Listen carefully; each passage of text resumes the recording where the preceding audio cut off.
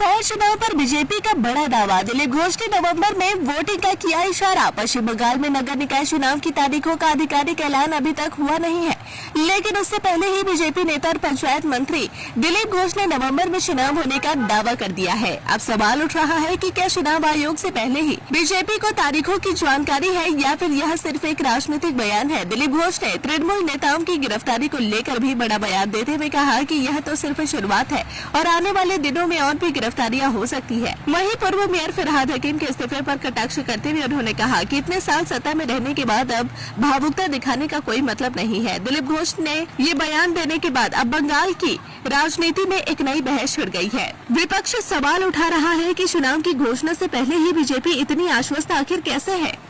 এতদিন কি মাটিতে বসতেন নাকি ভরতের মতো খড়ম রেখে পুজো করতেন?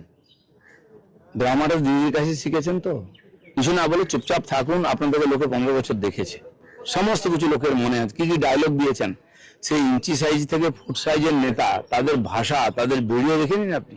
কি অহংকার, মানুষকে আইনকে ডোন্ট কেয়ার করে দিন করেছেন। তো যারা ওখানে সকালবেলা হত্যা দিতেন ওই বাড়িতে, আজকে উল্টো মুখে উল্টো কথা বলছেন। আজ ধরে নিন রেজাল্টটা 21-এর মতো না হলেও যদি 1500 সিট পেয়ে টিএমসি সরকারে আসতো, তাহলে কি এই লোকেদের এই কথা শুনতাম না, নাকি এই পদত্যাগের প্রতিযোগিতা হতো? তো আজকে যারা একদিন ভোগ করেছেন, সুবিধা নিচ্ছেন, এই সমস্ত অপরাধে এরাও ভাগী। একা মমতা ব্যানার্জি অপরাধ করেছেন, অভিষেক ব্যানার্জি অপরাধ করেছেন নয়, অপরাধ তো এরাই করেছে। এদের হাতে রক্ত লেগে আছে, এদের হাতে পাপ লেগে আছে।